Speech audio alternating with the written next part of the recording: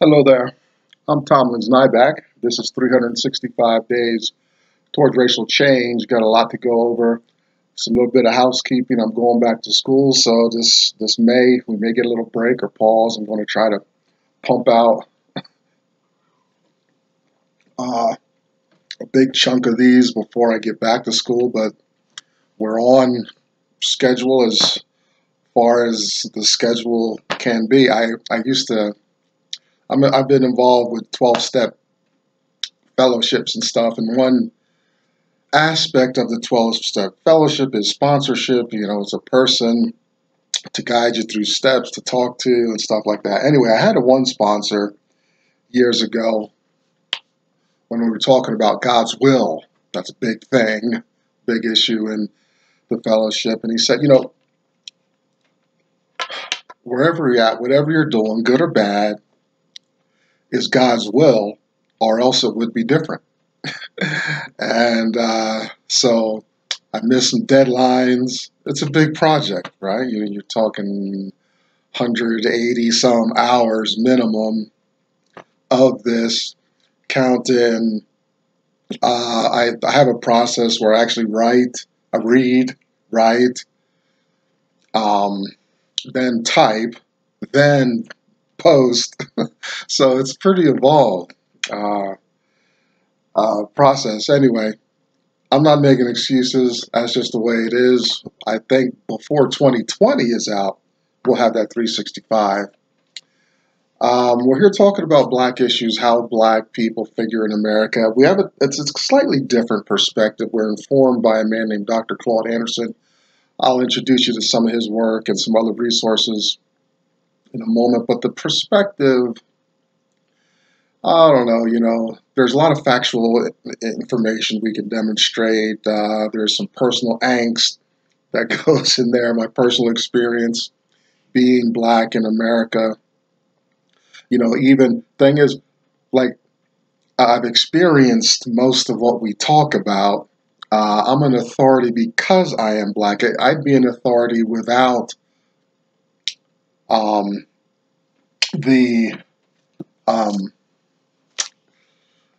factual, empirical information. I could still speak on being Black in America because I'm Black in America. You get what I'm saying? And can't argue with experience. It's kind of like biblical, where with the apostles, I think it's in the book of Acts, they're like, I don't care how you, as much resistance as you give, you call me a liar or what you want, you can't argue with my experience. This is what happened to me. I don't care what you say.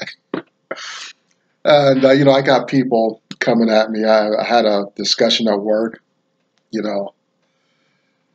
individual, and I get this every once in a while. I get people posting or responding to these posts here from work. I was even with a white man that I love. Got a lot of white friends that I love and I'm very close to. And where they don't see racism as a problem or if it even exists. And it's too bad that they feel that way. I've experienced racism even as recently as last year, racism.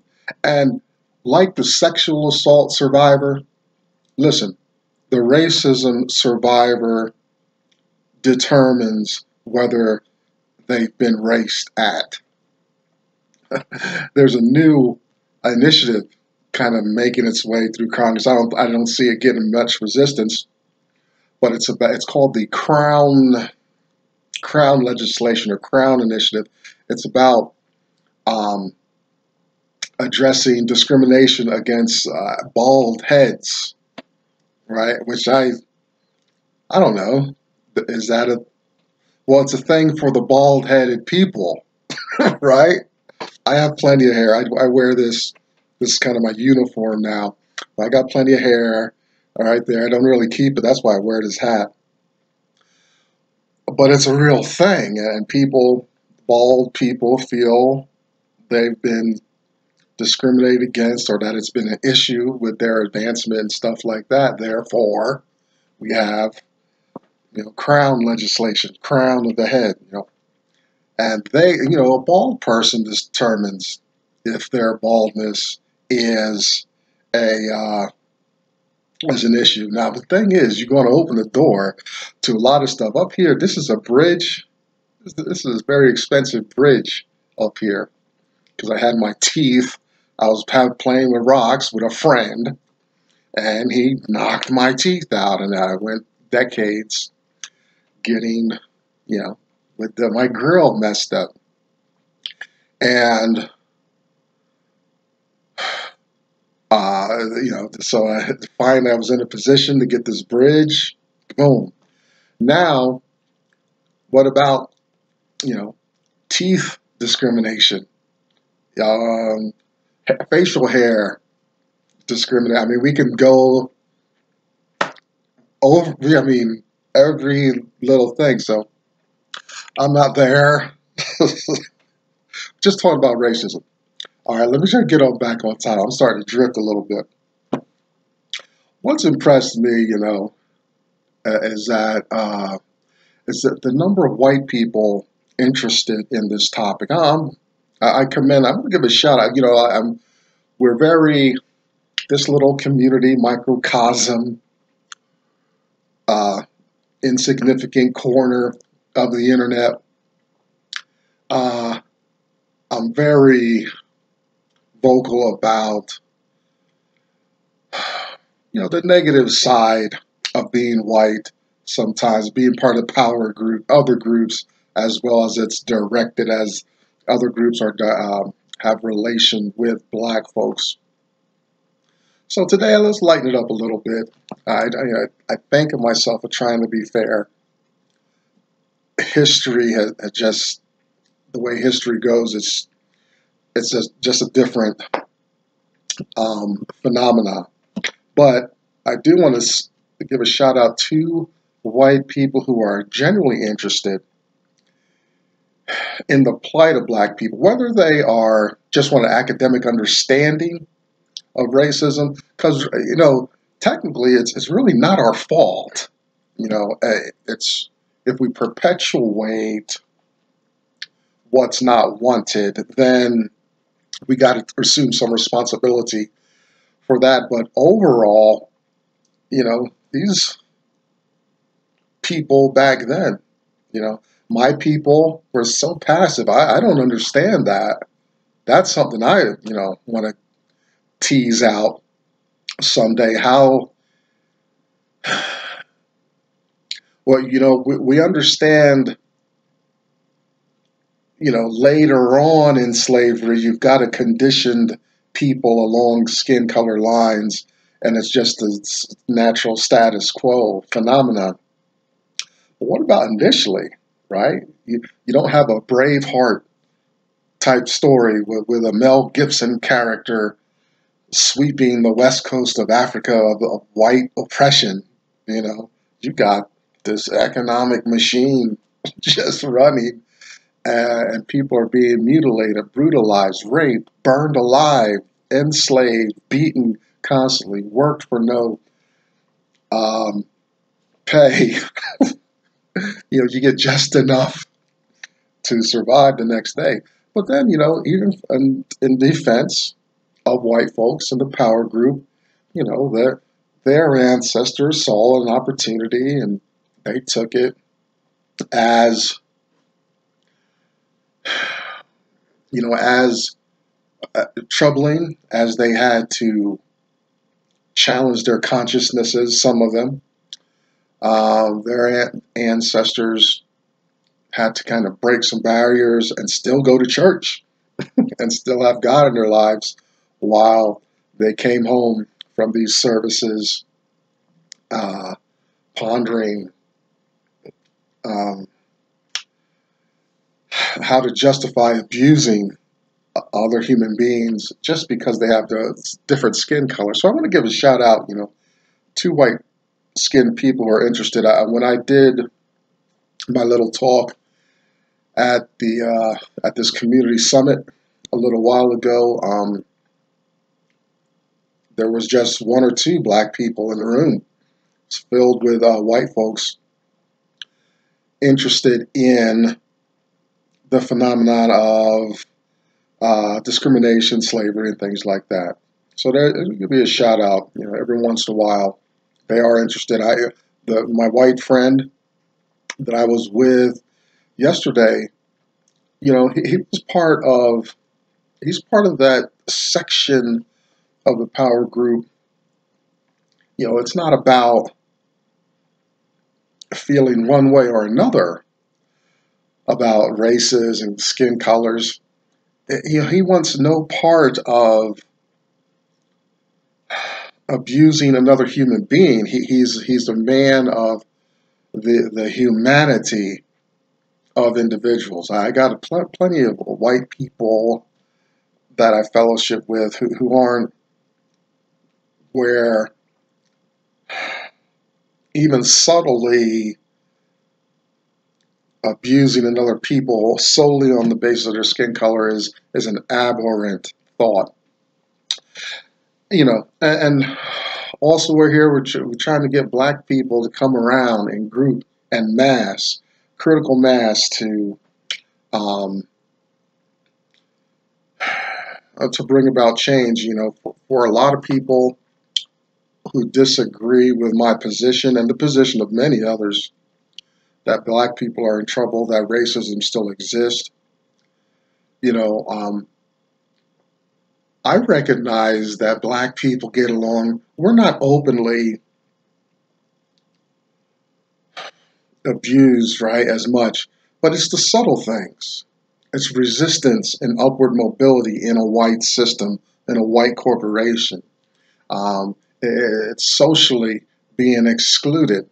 People crossing the street, people not sitting next to us in public transportation, right? I mean, we feel that. We noticed that. I was with some kids. They did a nice project, had a great thing going, and they say, well, we made a photo album. And I was directly a part of this like panel that they had. And I talked about my issues, and there's emotional stuff, but also racism, right? And I'm doing this, and I'm like, boy, I found these kids are so open, and they're champions of inclusion and stuff like that. So they sent me this picture of the photos that they're going to publish along with their stuff. I'm excluded, right? That's the subtlety. And listen, let me finish with this. It's like, it's not that you had slavery and you had this intense oppression of black people, and it trickles down into these subtle things, not being sat with on public transportation, crossing the street when you see a black person coming at you and stuff like that.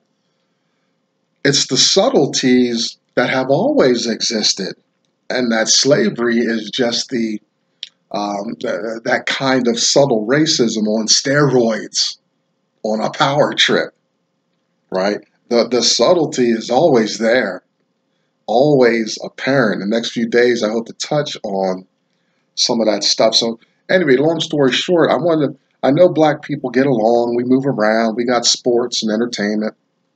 It's when I see black people as a group en masse competing, being more visible in politics, business, big business, things like that. Then maybe I can feel at ease letting this project die a natural death. I'm inspired to do this work by a man named Dr. Claud Anderson. Read 3 of his works, but today we are in a Black History Reader. 101 questions you didn't think to ask. Question 82 about Christmas. It's a little off topic. I don't know how far you are into this, but I personally think Christmas, we should do something with that. Have a different holiday for that. Black people maybe should move a gift exchanging holidays. Stop copying the Jewish model and the Christian model and stuff, all that, and have your own place at somewhere else on the calendar. Black labor, white wealth, search for power and economic justice, and Dr. Anderson's national plan to empower Black America, Powernomics. You can find Dr. Anderson here on YouTube and Powernomics.com. Behind me, you see the hashtag #US2 symbol. You'll find Black people coming together, having their community resources, Black women, I'm sorry, their resources and support. Check out Black Enough, BLAGGENUF, kind of Black Facebook experience and their platform.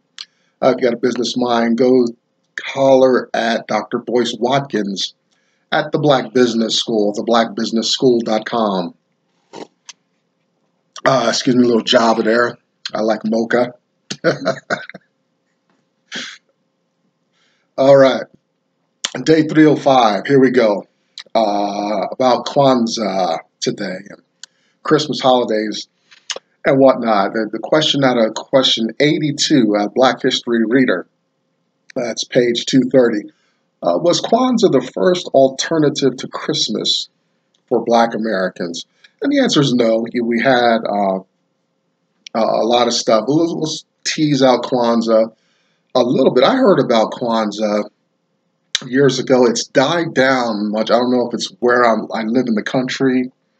I was from the northeast part of the country, so I heard of Kwanzaa more, but I don't hear, I didn't hear, I've not heard of it on TV, internet, whatever, for a long time, so I don't know where it's at. I'm sure it's still active. I went to some websites, and they're still active.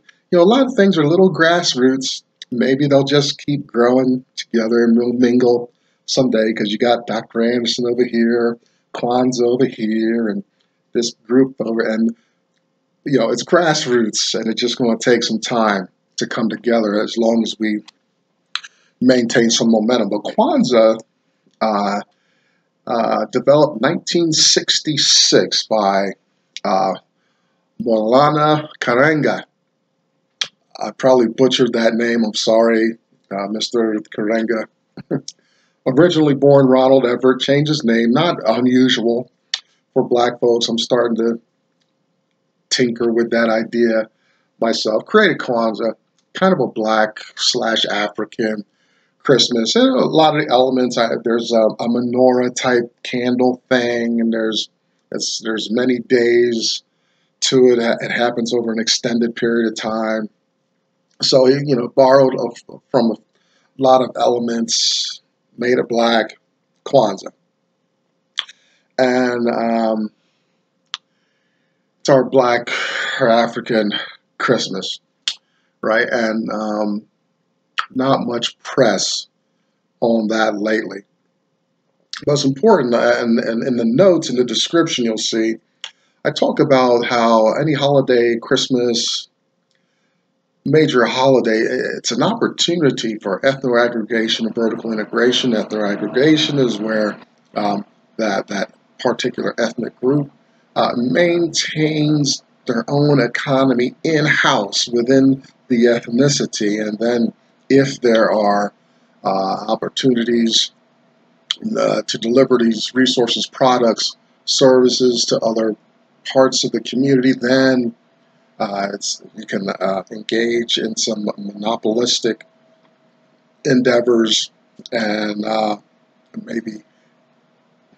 maybe gouge other ethnicities more than you would your own. But you do it covertly. You don't overtly do that. But I'm all for that, because that's what other groups do to Black people. Black people being such a consumerized group are victims of that a whole lot. I've been a victim of that in some corner stores and bodegas. They don't have the price listed. You go in one day, oh, it's a little bit. You go in the next day, it's a little higher. It's like, dude, come on, dude. You're just making up stuff. You see a Black man, you trying to, like Black people. I mean, if the idea is that the black people are struggling and don't have much, why would you further charge them more? Like, you know, they don't have that. Don't get me started. Vertical integration is when the business, that product or service, is controlled with in-house, from developing resources, excavation, creativity, intellectual property, and all that, into the stages of a final product, then marketing and sales. That's the vertical integration, and that happens in-house.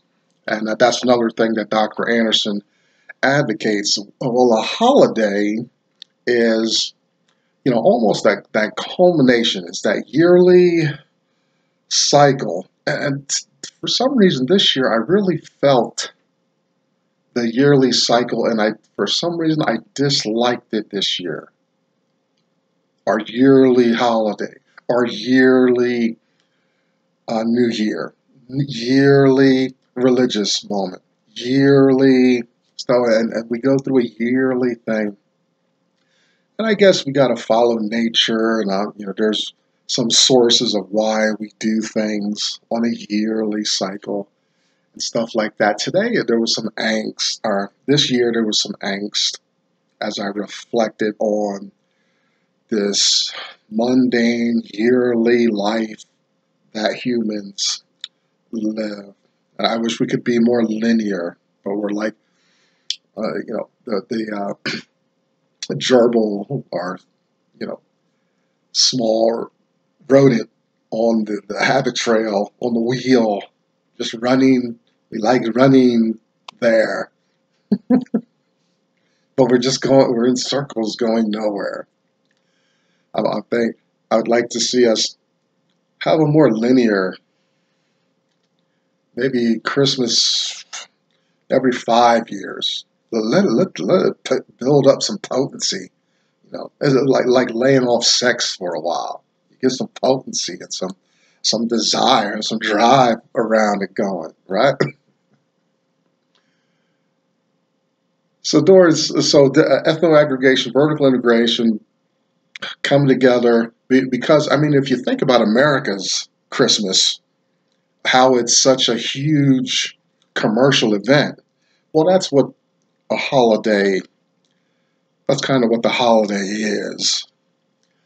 And it's winter, so you're going to take a break anyway and things like that. So you're staying down for a little while, loosen up, let your guard down a little bit, have some alcohol and stuff like that, eggnog. But it is a time to reflect on your business endeavors, where you're positioned, what have you reflected on in the past, what do you expect in the future. Take a break and do some inventory. That's what I got from question 82, along with the holiday, but the holiday can serve some economic purpose, which is very important for black folks. During slavery, it was a cessation of labor. Slaves got some kind of break, if you want to call it that.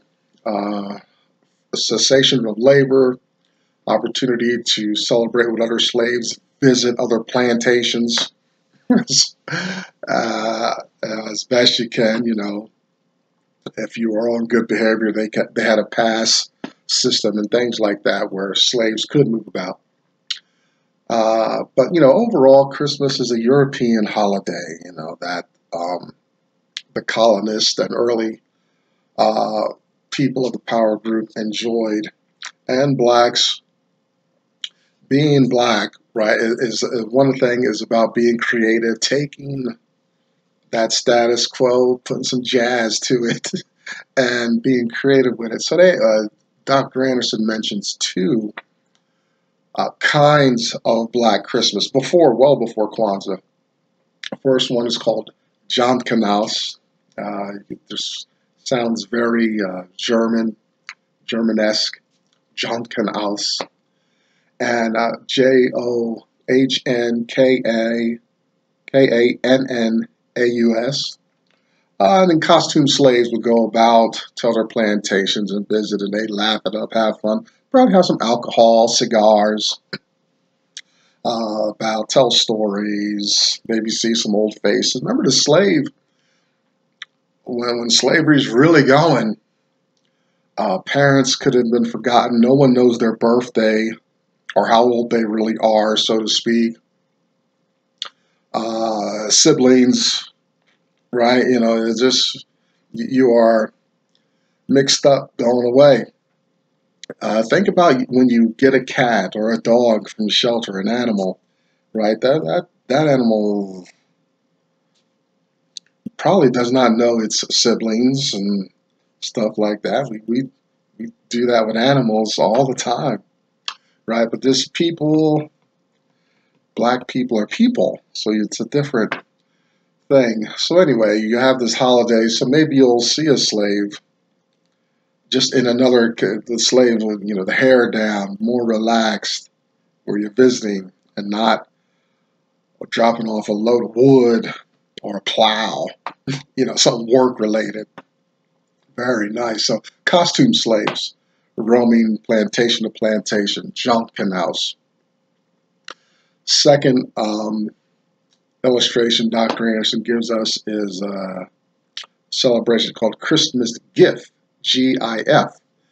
And so it was slaves, again, moving about, but they carry fruit or candy, and mostly to the children. And the first one to say Christmas gift got served, you know, kind of like a Halloween type of fare. There's other African cultures. I didn't do my research, just came up as I was writing. Have a lot of celebrations where the celebrant or their posse would dress up in costumes and go about, moving about village to village and stuff with a celebration, or announce a wedding or something like that. Japanese, I just saw this on a news cycle, I think on CNN, where the Japanese have these demonic creatures, and they go visit little children and, you know, ask around who's been naughty and stuff like that. And they got, you know, the Japanese, they got those dragons and the teeth are always, and they're scaring little children, right? It's a celebration, right? You'll find a lot of cultures have a lot of celebrations and myths to get the children, to keep the children on the right track. Some of the Spanish have La Llorona, right? And these type of things to keep the children, you know, in check when nobody's around, right? So Christmas holidays, right? These three, Kwanzaa and Jonkanhouse, Christmas gift, right? Are great times to kind of catch up. You know, although would be very different for the slave, very different for the black community. I wish, you know, in some instances,